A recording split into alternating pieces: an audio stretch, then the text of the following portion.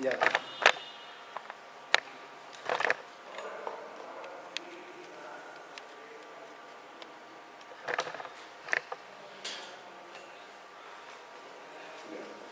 Como les decía, ¿no? Ahí tenemos las tres fases de todo el proceso de contratación. Tenemos que la primera fase comienza con el requerimiento y concluye con la convocatoria, cuando empieza la siguiente fase, ¿no? Hemos dicho, como de repaso. Esta segunda fase es la fase del procedimiento de selección, la cual concluye con la suscripción del contrato, es decir, cuando comienza la siguiente, la tercera fase, que es la fase de ejecución, y hemos dicho que esta fase de ejecución concluye cuando se ejecuta la totalidad de prestaciones derivadas del contrato. Y esto es un cambio, como les estaba diciendo, a diferencia del decreto legislativo 1017, que señalaba que la vigencia del contrato concluye con la conformidad del tiempo de pago. Yo les pregunto, ¿ustedes recuerdan algún contrato donde el pago no sea la última prestación? ¿Siempre el pago va a ser la última prestación? ¿O no? Hay dos tipos de... Bueno, dentro de una misma prestación puede haber un contrato por la ejecución misma, ¿no? La adquisición del bien o del servicio. Y la otra es por el contrato por las prestaciones accesorias, ¿no? Ya, pero igual en la prestación accesoria, digamos que la última, podría ser que el pago sea la última prestación del contrato de prestación accesoria. Recordemos que el contrato principal es aparte, es un contrato distinto de la prestación accesoria, ¿verdad? Pero ahí lo más probable es que luego que ejecuten la prestación accesoria den el pago. Por ejemplo, yo les pregunto, en el caso de arrendamiento de un inmueble, ¿cuál es la última prestación que se ejecuta en el arrendamiento de un inmueble? ¿Es el pago? ¿Cuál sería? Ustedes como personas privadas alquilan un inmueble, son propietarios de un inmueble, o ustedes son los arrendatarios en todo caso, en cualquiera de los escenarios. ¿Cuál es la última prestación? ¿Qué es lo último que se tiene que hacer en el contrato? Un alquiler es pago adelantado, inclusive. Por eso, el pago es adelantado. A eso voy. Pero lo que estoy diciendo es que el pago, este concepto de que el pago era la última prestación, ya varió en esta norma. Y no podemos decir que el contrato concluye cuando se realice el pago. Lo que estamos diciendo es que el contrato concluye cuando se ejecuta la totalidad de las prestaciones derivadas del contrato. Entonces, en el contrato de arrendamiento, que es un claro ejemplo donde el pago no es la última prestación, ¿verdad? En ese contrato, ¿cuál sería la última prestación? La culminación del servicio. De arrendamiento. Si usted me alquila su casa, yo le pago una renta adelantada por su casa y concluye, este mes concluye, yo le pagué la renta adelantada. ¿Qué tengo que hacer? ¿Qué queda por hacer? El vencimiento del contrato. Ya vence el contrato. ¿Y qué tengo que hacer cuando vence el contrato? Desocupar el inmueble. Devolverte el inmueble, ¿verdad? Esa sería la última prestación. La devolución del inmueble. ¿Se dan cuenta? Entonces, esta norma, a diferencia de la anterior, ya no establece que el pago es la última prestación. Ahora lo deja de manera abierta de acuerdo a los artículos que les señalé, ¿no? Es cuando se ejecuta la totalidad de prestación. Ya, muy bien, el día de hoy, como les decía, vamos a ver esta tercera fase, ejecución contractual. En esta tercera fase se van a dar una serie también de situaciones, de actos, de actuaciones que están establecidas en la norma. Vamos a avanzar entonces el día de hoy. El día de hoy, entre otras cosas, vamos a ver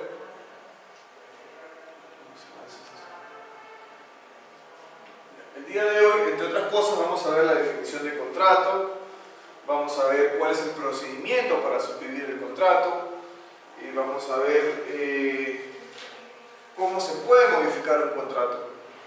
Los contratos se van a poder modificar según la norma para ampliar el plazo de ejecución del contrato, es decir, una ampliación de plazo, para incluir prestaciones adicionales adicionales que no estaban contempladas originalmente, para reducir las prestaciones también que estuvieron pactadas, y además ahora la norma ha incluido una modificación que no estaba en el decreto legislativo 17, que se llama las modificaciones convencionales.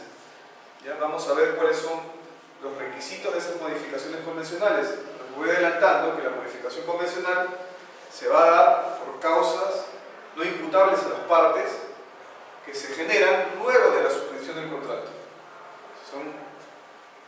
Estos hechos se van a generar luego de que se suscriba el contrato. Y tiene que ser por causas no imputables a las partes, es decir, que no tiene que ser responsabilidad ni de la entidad ni del contratista. Entonces, eso vamos a ver. ¿Pero que afecten a ambas partes o pasa que afecta a una de ellas? Que afecte el contrato. Que afecte el contrato. Pero a una de las partes. Obviamente podría afectar a una, podría afectar a las dos. O sea, no hay eso. Claro, la cosa es que afecte el contrato. Pasa que afecta, ¿no? Que afecte el contrato. Por ejemplo,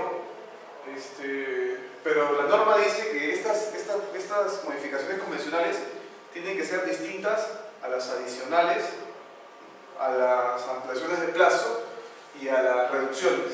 Cuando no se configure una adicional, una ampliación de plazo, una reducción, podemos estar hablando de una modificación convencional. Un claro ejemplo que ha pasado ahorita, que justamente creo que la modificación convencional recoge esto que les voy a comentar que venía ocurriendo. El aumento de la remuneración mínima vital. Ha aumentado la remuneración mínima vital hace 3 meses, 4 meses, ¿no? Mayo, abril, no, 2 meses, sí, no más atrás. Ya, eso es un hecho. Hoy día, por ejemplo, se suscribe el contrato, la próxima semana sale la norma que dice que se tiene que aumentar la remuneración mínima vital. Yo tengo un contrato con el Estado, donde tengo un personal que le estoy pagando una remuneración. Y dentro de esas remuneraciones hay una serie de beneficios que se hacen en base al cálculo de la remuneración mínima vital. Puede ser incluso que le esté pagando el monto de la remuneración mínima vital. Entonces, ¿cómo podría modificar ese contrato? El contrato con la entidad del Estado, si yo fuera contratista. Donde la figura que me establece la norma es por una modificación convencional. Ahí no aplicaría una prestación adicional, no aplicaría una ampliación de plazo ni una reducción, sino que se da una situación que es ajena tanto al contratista como a la entidad, es ajena a ambos, y es un hecho que ha ocurrido luego de suscribir el contrato. Entonces, ahí podría modificarse el contrato, actualizando la remuneración mínima vital. Eso, por ejemplo, es un ejemplo de la modificación convencional. Vamos, entonces. Es muy distinto a esa cláusula que hay en los contratos de reajuste No, es diferente. Exacto, esa es otra. El reajuste sí se podría, eso está establecido en la norma. No es lo mismo. Muy bien. El reajuste es por la misma devaluación de la moneda, ¿no? Eso es la fórmula de reajuste. Lo demás se ve en lo que es horas y lo que es combustible, ¿no? Sí, porque sus fluctuaciones en el tiempo varían mucho. Bien, entonces vamos a ver qué cosa es el contrato. Dice, el contrato es el acuerdo de dos o más partes que está conformado por el documento que lo contiene, los documentos del procedimiento de selección que establezcan reglas definitivas y la oferta ganadora, así como los documentos derivados del procedimiento de selección que establezcan obligaciones entre las partes, dice. En realidad, el contrato es un acuerdo de voluntades, ¿no? Sea un contrato del Estado, sea un contrato civil. Digamos que en el derecho, Pase, por favor. Pase. Pase. Sí. En el derecho, ¿cuál es la fuente más importante para generar obligaciones y derechos?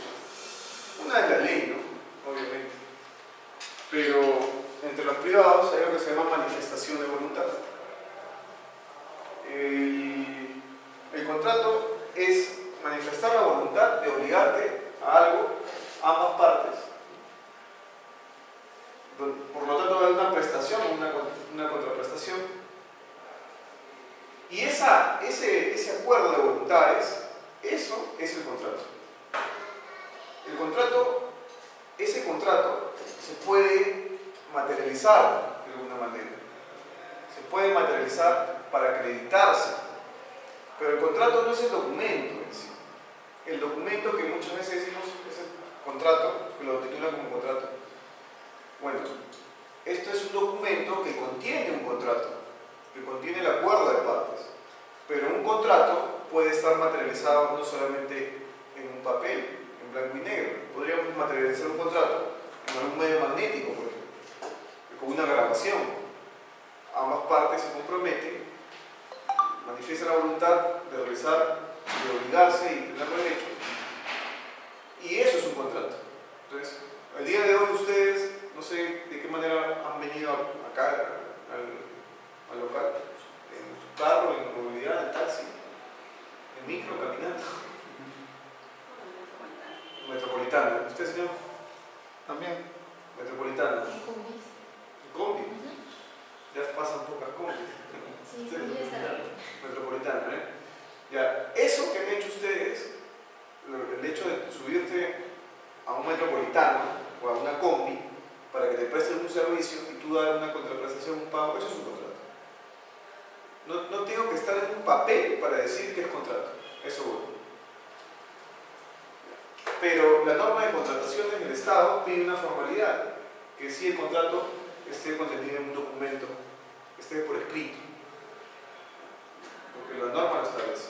Pero la naturaleza del contrato es el acuerdo. El problema es que el acuerdo pues, muchas veces no se respeta porque no hay cómo demostrarlo. Por eso es que lo que se hace es que el contrato se materialice a través de algún medio. Y esta es la manera en que lo acreditamos, en que lo demostramos, ¿no? El documento.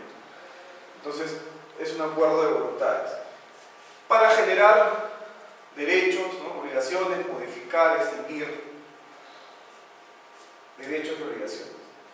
En el caso de contrataciones públicas, la ley de contrataciones del Estado ha señalado que el contrato es ese documento que lo contiene, que se suscribe acá, pero también dice, no solo va a ser ese documento, sino va a ser las bases integradas. Las bases integradas, como les estaba comentando hace un momento, las bases integradas son aquellas bases, son las bases originales que se registraron junto con los convocatorios, pero que han sido modificadas en virtud de las consultas y observaciones que han hecho los participantes a esas bases. ¿Cuándo hacen consultas? Cuando hay un aspecto que no está claro en las bases. Por ejemplo, hay dos plazos de entrega. En una sección de las bases dice que el plazo de entrega es 10 días y por otro lado, en la parte del requerimiento dice que 20 días. Ahí hay una duda, ¿no? Tenemos dos plazos de entregas, ahí podríamos hacer una consulta, ¿verdad? ¿Sabes qué? Aclárame esto, porque hay dos plazos. ¿A quién le pedimos que absuelva la consulta? Al comité de selección, que es el encargado de conducir el procedimiento de selección. Pero, por ejemplo, ese mismo hecho también puede ser materia de observación. O sea, es como lo plantees nada más. Yo puedo decir que ese hecho de que exista un plazo de 10 días y otro de 20 días en las mismas bases vulnera el principio de transparencia. Porque el principio de transparencia que está recogido en la ley de contrataciones del Estado señala de que las reglas tienen que ser claras y objetivas. ¿Ahí es claro el objetivo? ¿Las bases? No. Entonces vulneraría el principio de transparencia. Y eso ya no sería una consulta. Ya se transforma en una observación. En el mismo hecho lo puedo plasmar de dos maneras. Se transforma en una observación porque la observación es el cuestionamiento que se hace en las bases porque a criterio del participante está vulnerando la normativa de contrataciones del Estado. Entonces, cuando el participante crea de que hay una vulneración a la ley de contrataciones, lo que hace es una observación. Entonces, el resultado de esa consulta y observación es la absolución. El comité absuelve la consulta y absuelve la observación. Bueno, dice, si lo planteáramos como consulta, le pedimos que nos defina cuál de los dos es. Te dice 10 días. Entonces, esos 20 días que estaban en otra sección de las bases se van a tener que modificar a 10. Y esa modificación se recoge al final, ¿dónde? En las bases integradas. Así se llama. Bases integradas. Estas bases integradas también es parte del contrato, o es el contrato. Por eso hemos dicho el documento que lo contiene al suscribirse, las bases integradas y además, ¿cuál? La oferta ganadora. O sea, la oferta que presentó acá el postor, ¿no? El monto por el cual se ha suscrito el contrato. Entonces, esos tres elementos son parte del contrato. El documento que lo contiene, las bases integradas y la oferta ganadora.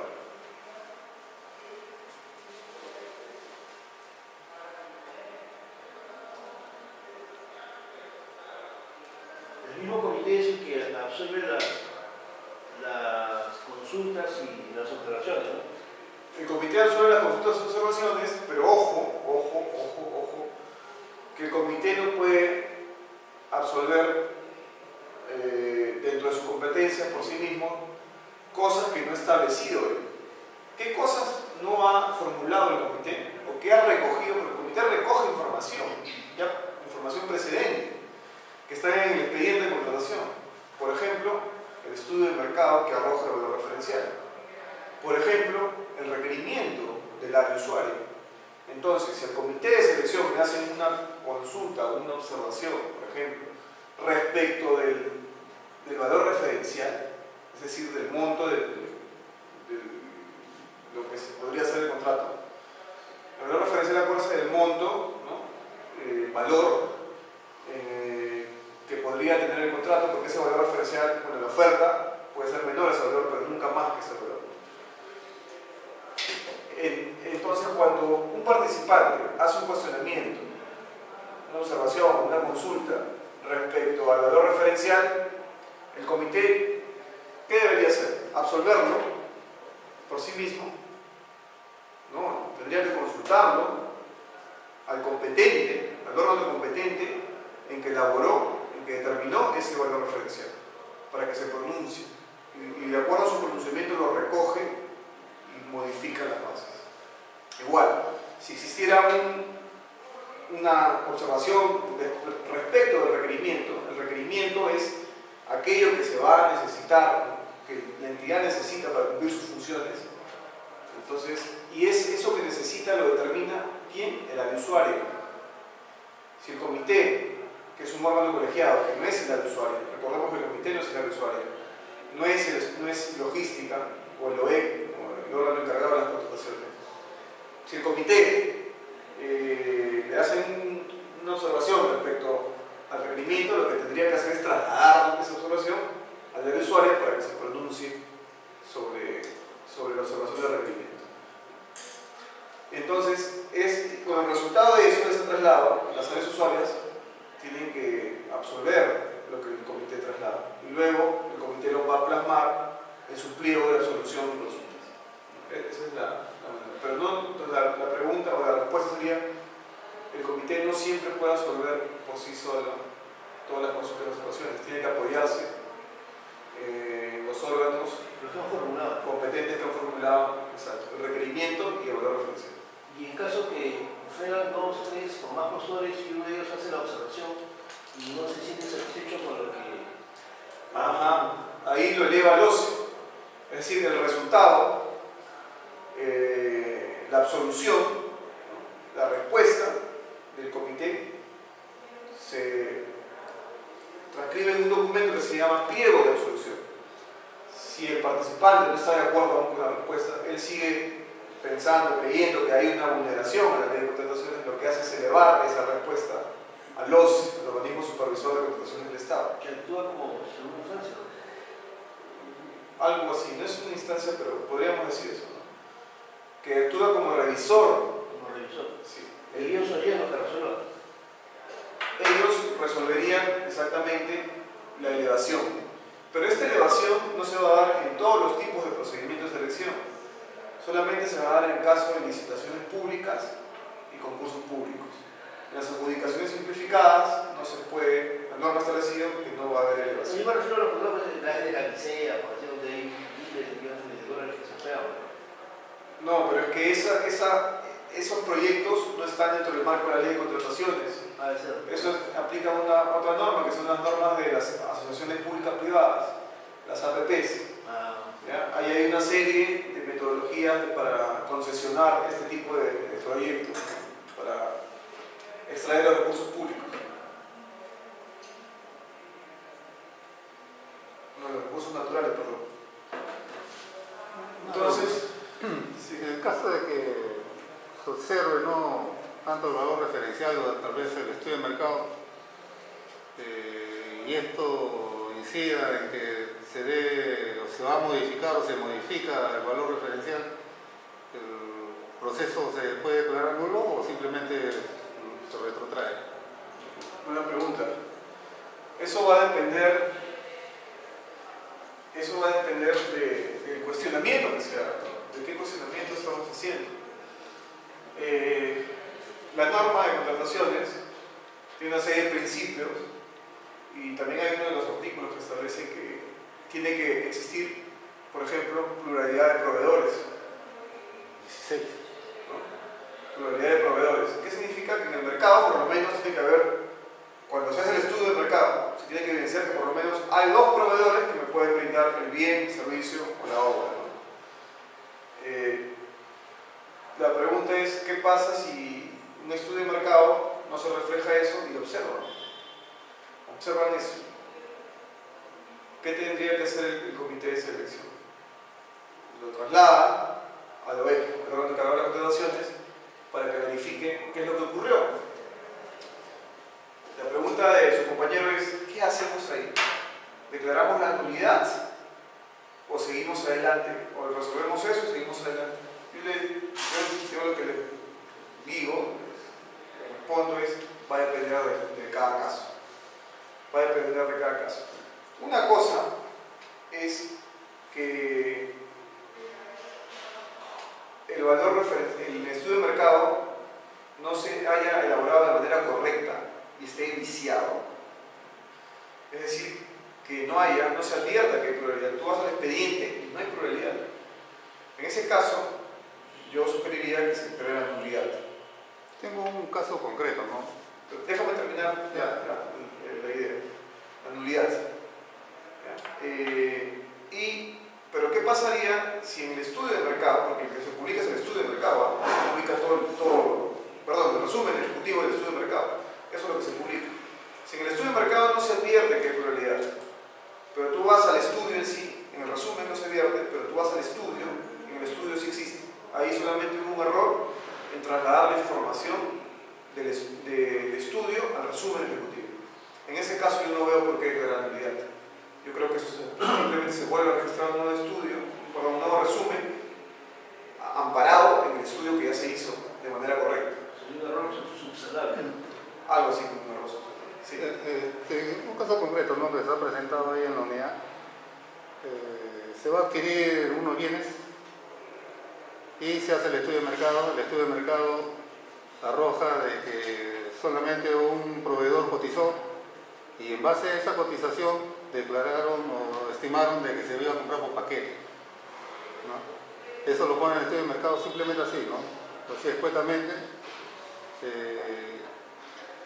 pero dentro del estudio de mercado en sí no te dice exactamente que se debe comprar por paquete, sino simplemente contamos una sola cotización de la empresa tal, pues este es el valor referencial. Pero en el resumen ejecutivo pone, ¿no?, cómo se va a llevar la contratación, ¿no? Ítem paquete ponen ahí, ¿no? Esto es posteriormente cuestionado por los participantes, ¿no? En el sentido de que se está favoreciendo a una sola empresa que es la que puede ofertar todos los productos. Lo único de cuarto paquete. De todo, claro, la que había cotizado, ¿no? Ellos dicen, nosotros podemos proveer, pero no todos, podemos proveer de los 5 productos, podemos proveer 3. ¿No? Pero ellos no participaron en el estudio de mercado. ¿No participaron por qué? ¿Porque no nos invitaron o porque no? Entonces, sí nos han invitado, pero uno de los que lo invitaron no cotizó. Pero para valerse del estudio de mercado simplemente recurrieron a las fuentes, ¿no? Mínimo 2 fuentes, dicen. ¿No? Recurrieron a la fuente de cotización, fuente histórica, fuente de SIAS, etc. Y trabajaron con una sola cotización. ¿Ya? Al llegar ya al comité, el comité está solicitando la nulidad del proceso, ¿no? Y que se retrotraiga hasta la etapa del estudio de mercado para que se reformule. Lo que se está contraviniendo los 2 artículos de la ley, ¿no? De los principios, que es el artículo 2, y el otro que es el artículo 16, si no me equivoco, en el cual que deben ser transparentes. Y estamos en esa etapa ahorita, ¿no? De solicitar la nulidad. Yo digo, ¿no es correcto lo que está proponiendo el comité? Esa es la pregunta, correcto lo que se propone en el comité. Vamos a ver. En el estudio de mercado me dicen que... ¿Qué bienes son, para empezar? Son agentes químicos para antidisturbios, ¿no? Bombas lacrimógenas. Y en el mercado solamente hay 5 tipos de esos bienes. O sea, hay 5 tipos de esos bienes, de los 5 tipos hay 2 que solamente los fabrica FAME, ¿no? Y las otras sí las fabrica en el exterior, ¿no? Lo pueden traer importado. Pero FAME sí fabrica los 5 productos. Claro, él es el único que puede dar. Ahora, ahí lo grave es que en el estudio de mercado no hay, indistintamente de que haya más de una fuente. El hecho no es que exista más de una fuente. Lo que te pide la norma es que haya pluralidad de proveedores. Claro, ellos justifican su pluralidad de proveedores porque en otros procesos han ganado, los que se han presentado, los que no se lo han ganado, pero ofertando 3 productos, ¿no? Pero no todos. No todos. Pues yo le digo, no, ahí no hay pluralidad de proveedores, ahí no hay, digamos, una justificación de que más de un proveedor te está ofertando el paquete. Así es. Por eso yo digo, bueno, está bien, ¿no? Claro. Yo también estoy de acuerdo con la nulidad porque ahí hay un vicio. Claro, está viciado. Ah. Es el ejemplo que les puse hace un momento, ¿no? Si no se trata de pluralidad de proveedores, hay que declarar la nulidad. Yo también estoy de acuerdo con esa decisión. ¿Y eso en mérito a qué se ha A mérito de la observación que presentaron los participantes. ya. Ahora, incluso, oiga, si veo que hay un proveedor al mercado, lo que debería hacer es una contratación directa, ¿no? De proveedor único. Claro. Bueno, si ese fuera el caso. Inclusive al área usuaria se le recomendó, mira, si tanto esto está generando problemas, para la próxima estandariza de estos 2 productos que tú quieres, estandarízalo y lo vas a sacar normal, ¿no? Nadie te va a reclamar, porque es un bien que ustedes requieren, porque son productos especiales, cualquier fábrica no lo hace. ¿Cómo estandarizarlos? ¿Qué pasa? De que es una granada lacrimógena de 4 cuerpos. Ajá. Lo normal que hay en el mercado son de 3 cuerpos. Ya. Y esa granada lacrimógena de 4 cuerpos lo pueden lanzar con la mano, como también lo pueden lanzar con escopeta. Pero para lanzar por escopeta tienes que adaptarle un dispositivo. ¿No? Y ese dispositivo tampoco lo tiene cualquiera, solamente lo tiene, digamos, FAME, ¿no? Y en base a ese dispositivo tú puedes lanzar a más distancia esa bomba, ¿no? Pero digo, ustedes lo requieren, sí, si lo requieren, entonces estandarizan. Pero por el hecho de hacer un proceso de estandarización, igual tiene que haber prioridad de proveedores. Ah, claro. Sí, claro, no tiene nada que ver. Ya. Bueno, en ese caso de su compañero ahí, se advierte que solamente hay un proveedor en el estudio de mercado y por lo tanto se convocó el procedimiento así. Y han observado, como les dije, y ahí lo que habría que declarar es la nulidad. Pero supongamos que en el resumen ejecutivo se puso un proveedor, pero vamos al expediente de contratación y en el estudio de mercado sí hay más de un proveedor. Ahí el error está en la transcripción. Ahí no hay que declarar nulidad, ¿no? Ahí habría que simplemente volver a hacer el resumen y registrarlo pues conjuntamente con las bases internas, ¿no? O en la solución, o en el pliego solutorio. Y en el caso que el mercado existiera un solo proveedor nada más, no habría 2 proveedores para poder... Ahí se hace una contratación directa. Hay un supuesto que la norma establece que puedes contratar de manera directa con este proveedor, sin hacer procedimiento de selección. Pues digamos, invitas a este proveedor nada más, para que te dé la oferta y la adjudicas, si estás de acuerdo. Si tienes Eso tiene que ser justificado, porque si tú solo exacto, tiene que haber un informe técnico, un informe legal y una autorización de la contratación directa. Así es. Bien, vamos a seguir avanzando. Entonces, recordemos que el día de hoy estamos acá, en esta tercera fase. Ahorita estamos absorbiendo consultas de acá. Eso ya lo hemos visto en la clase pasada. En ejecución contractual, entonces hemos dicho que es el acuerdo de voluntades, el acuerdo de partes, el que genera el contrato. Y hemos dicho que está conformado por el documento que contiene el contrato, por las bases integradas y por la oferta ganadora. Son tres elementos que integran el contrato.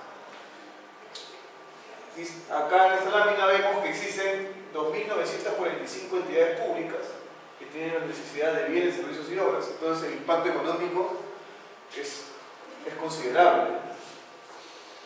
Acuérdense que acaba de salir un decreto de urgencia en el cual se establecen una serie de lineamientos para la austeridad, ¿no? Para obtener recursos públicos, para invertirlos justamente en proyectos de inversión pública.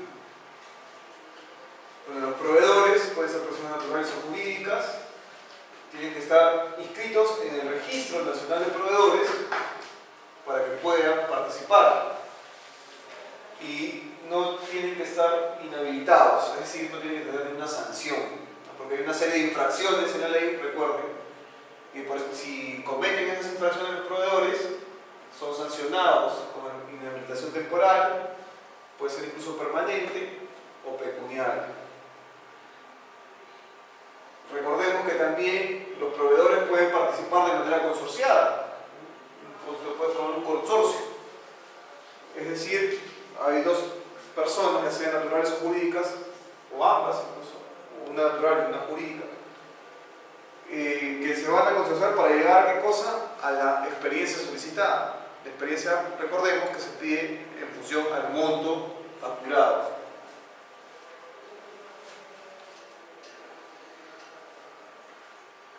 Este contrato del Estado, a diferencia del contrato civil, este contrato administrativo, a diferencia del contrato civil, tiene unas cláusulas exorbitantes, es decir, que la entidad va a tener facultades prerrogativas.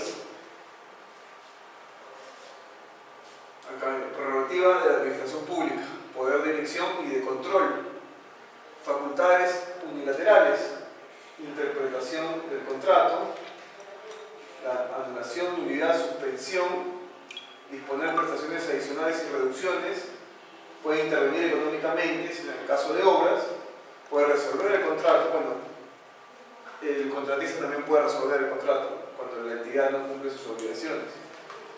Decisión de ejecutar las garantías. Y por último tiene un poder sancionatorio que es la aplicación de penalidades. La penalidad que está establecida en la ley de contrataciones es la mora.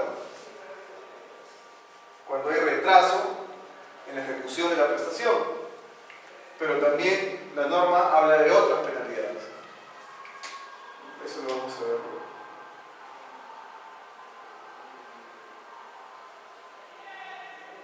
El contrato, según la ley de contrataciones, según la normativa, debe tener cláusulas obligatorias. Estas son las cláusulas de garantía. Esta cláusula de anticorrupción, que es una cláusula nueva, que se ha dado a través de la modificación gracias al Decreto Legislativo 1341.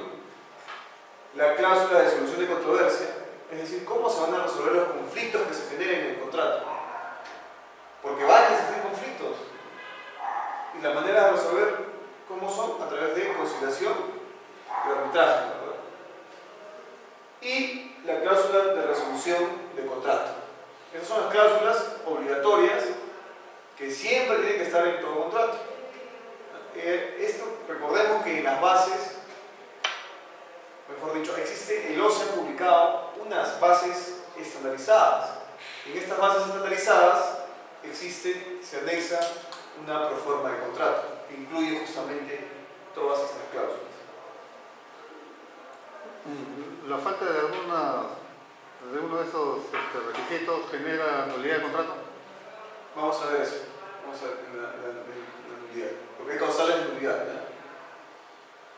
En obras deben incluirse cláusulas que identifiquen los riesgos que pueden ocurrir durante la ejecución de la obra y quién debe asumirlos. Eso también es una modificación. Esto se incluye con el decreto legislativo 1341. ¿Qué ocurre? Existe en las obras, creo que es la prestación que más riesgo puede tener. Lo que ha pedido la norma de contrataciones es que en la fase de elaboración del expediente técnico se realice un análisis de los riesgos. Existe una directiva en la cual ha señalado cuáles son los formatos que se tienen que utilizar para que las entidades públicas hagan ese análisis de los riesgos. Entonces, y ese análisis de los riesgos tiene que arrojar un resultado que tiene que estar plasmado en el contrato. Eso es lo que se estableció.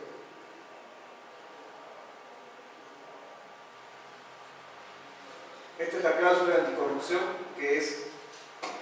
Esto pues salió por el caso de Odebrecht, ¿no? Cuando reventó el tema de Odebrecht, hubo una serie de modificaciones en la norma de contrataciones justamente para un poco limitar la corrupción, entre ellas la cláusula de anticorrupción, y además hubo otras modificaciones, por ejemplo, se incluyó una infracción por temas de corrupción. En buena cuenta, lo que dice esta cláusula es lo siguiente: debe tener el siguiente contenido: la obligación del contratista de conducirse en todo momento durante la ejecución del contrato con honestidad, probidad, veracidad e integridad, y de no cometer actos ilegales o de corrupción. El compromiso del contratista de comunicar a las autoridades competentes de manera directa y oportuna cualquier acto o conducta ilícita o corrupta de la que tuviera conocimiento. Su incumplimiento durante la etapa de ejecución contractual produce la resolución automática del contrato, bastando para tal efecto que la entidad remita una comunicación informando que se ha producido dicha resolución sin perjuicio de las acciones civiles, penales y administrativas a las que hubiera lugar. Entonces, esto prácticamente es una causal de resolución unilateral que tiene la entidad. Si la entidad verificara de que existe acto de corrupción, podría resolver el contrato. Pero, bueno, eso está en la norma, es muy bonito que esté ahí. La pregunta es, ¿qué tan aplicable es, no? ¿Qué tan operativamente se puede aplicar, ¿no? ¿Ustedes todos son funcionarios públicos? Usted sí, ¿no? ¿Tú también crees? ¿Usted señor? Ya. Ahora, si tú tienes un contrato así, la entidad dice va a verificar actos de corrupción. Para empezar, ¿cuándo podríamos verificar que hay un acto de corrupción? ¿Tendría que haber una sentencia? Pero acá dice sin prejuicio de las acciones civiles penales que correspondan. Pareciera que yo puedo resolver y luego recién hacer la denuncia penal. Entonces, de repente para mí un acto de corrupción es algo distinto de lo que para el señor es. Y ambos somos servidores públicos y funcionarios.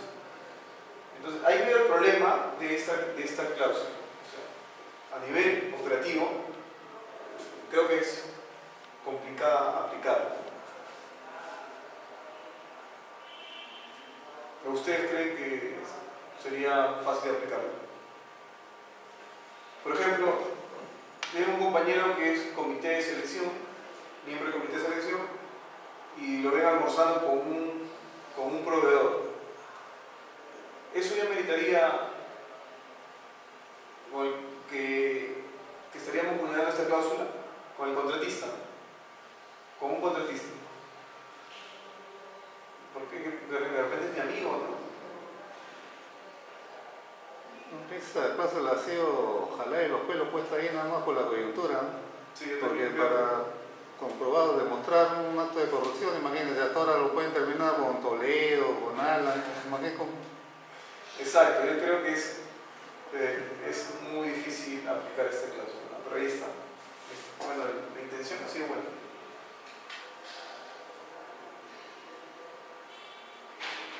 Perfeccionamiento del contrato.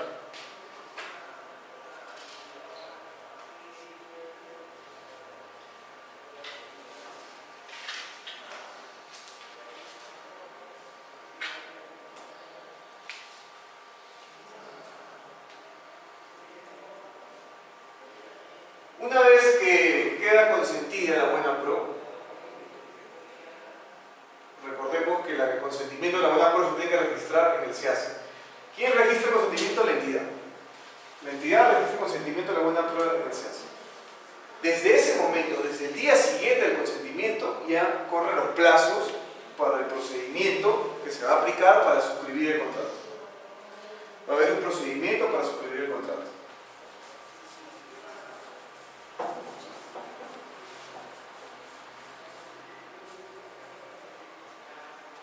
Dice, el procedimiento de selección del ganador de la buena pro tiene que cumplir una serie de requisitos para seguir con el procedimiento y finalmente suscribir el contrato.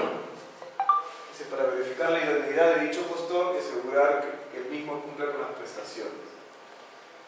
Bien, este procedimiento de selección, este procedimiento de suscripción, no, a ver.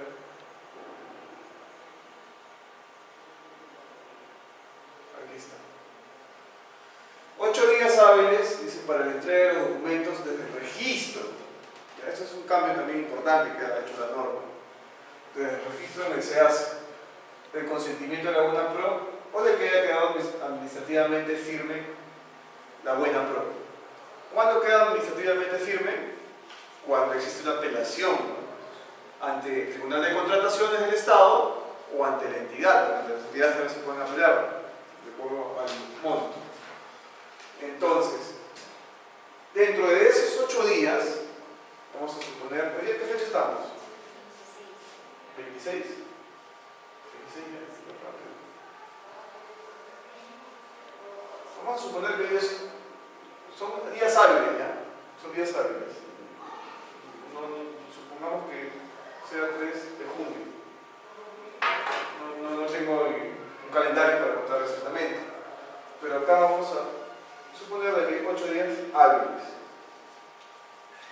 Entonces, aquel que ganó la buena pro en este plazo tiene que presentar todos los documentos para suscribir el contrato.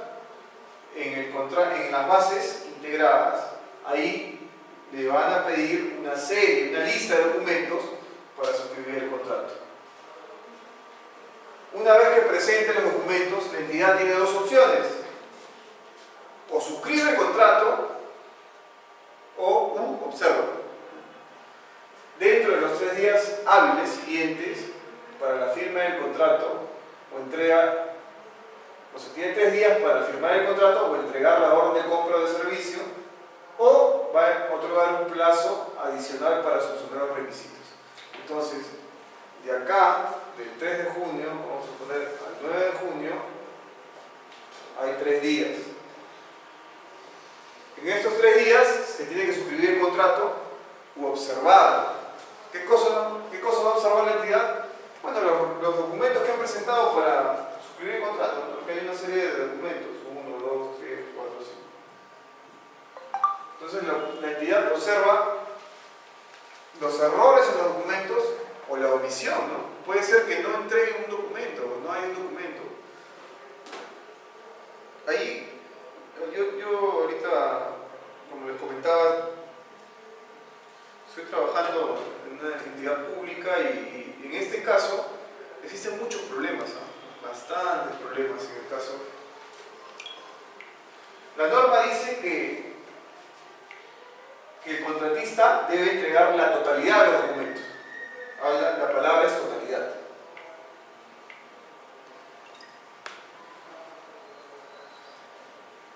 Luego dice, una vez que entregaba los documentos en un una línea siguiente, la entidad tiene que suscribir el contrato o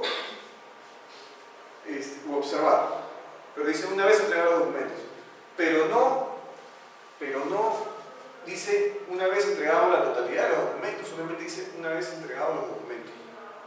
Entonces puede ser que no te entreguen todo, ¿verdad? Entonces podríamos observar. Podría ocurrir lo siguiente, que en el día 2 te entrega el documento, vamos a ponerle letra para no confundir, A, B, C, D. Te entrega el documento A y B. Una vez que te entregó los documentos, ¿qué pasaría? ¿Qué debería ocurrir según eso? Pero no te entregó A y B nomás. ¿Qué tiene que ocurrir? Lo observo, ¿verdad? Lo observo. Entonces acá corta sus 8 días. En el segundo día, lo observo. Pero ¿qué pasa? Hay un criterio que también lo he recogido en las capacitaciones que hago con muchos de sus compañeros que trabajan en logística. ¿Qué pasa? Ellos me dicen, no, pues doctor, pero yo puedo esperar de que, como él tiene 8 días, yo espero que en eso, acá me he entregado, eso es como una entrega parcial. Como la norma me dice que tiene que entregarme todos, y no me está entregando todos, entonces es como si fuera una entrega parcial, y yo espero que pase